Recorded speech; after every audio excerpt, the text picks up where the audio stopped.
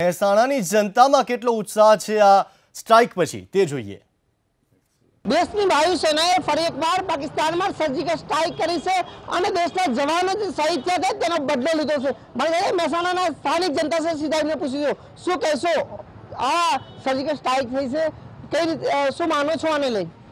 આપણે જે 14મી તારીખે આપણા ઉપર જે આતંકવાદી હુમલો થયો અને એમાં આપણા જે 42 જવાનો શહીદ થઈ ગયા, એ 42 જવાનોના શહીદ થઈ ગયા એનો વળતો હુમલો કરી અને આપણી વાયુસેનાએ જે ખૂબ જ પરાક્રમ કરી અને એમના 200 થી 300 આતંકવાદી એવું સૂત્ર દ્વારા જાણવા મળેલ કે 200-300 આતંકવાદીઓનો આપણે સફાયો કર્યો અને આપણી વાયુસેનાએ ખૂબ જ અભૂતપૂર્વ પરાક્રમ દાખવી અને જે હુમલાનો આપણા ઉપર જે હુમલો થયો અને પ્રત્યેઘાતી હુમલો કરી અને એમના ત્રાસવાદી કેમ્પોને ખૂબ જ સરસ રીતે નષ્ટ કરી નાખ્યા। એ બદલ આપણા સૈનિકો, આપણા વાયુસેના અને દરેક સૈનિકો ઉપર આપણાને ગર્વ છે અને આ દેશની અને આ જનતાની અને અત્યારની પરિસ્થિતિ મુજબ આ ખૂબ જ જરૂરી હતું અને આ ખૂબ જ તાત્કાલિક નિર્ણય લીધો।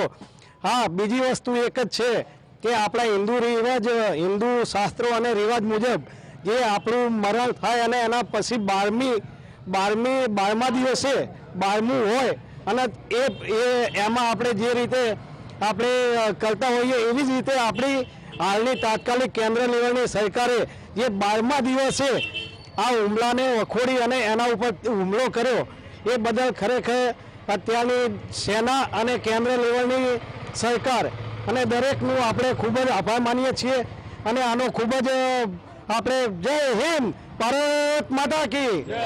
અહીંયા પર શું માનો છો જે હુમલો થયો દેશના જવાનો જે શહીદ થયા તેનો બદલો પૂરો લેવાયો છે? હા, આપણા અત્યારના વર્તમાન પ્રધાનમંત્રી શ્રી નરેન્દ્ર મોદીજી દ્વારા સારામાં સારો બદલો લેવાયો છે। નાપાક પાકિસ્તાનને એનો મજબૂત જવાબ આપવામાં આવ્યો છે અને હું શુક્રગુજાર છું આપણા વાયુસેનાનો, જેને સારામાં સારો જવાબ આપ્યો છે। પાકિસ્તાન એ ભારતના બહુ નબળું ના ગણા, અમે પણ મજબૂત જ છીએ, એની ભાષામાં એનો પાછો જવાબ આપવા તૈયાર છીએ। જય હિન્દ। શું માનો છો કાકા, આપ શું માનો છો? બસ આ જે સર્જિકલ સ્ટ્રાઇક કરી અને જે આતંકવાદીઓને સાફ કર્યા એ બદલ આજે આપણા સૈનિકો જે મૃત્યુ પામ્યા છે એમના કુટુંબીજનોને એટલા બધા ખુશ હશે કે એનાથી વધુ ખુશ હું પોતે છું અને હજુ આવા આતંકવાદીઓ જે છે એમનો સફાયો કરવો જ જોઈએ। જય હિન્દ।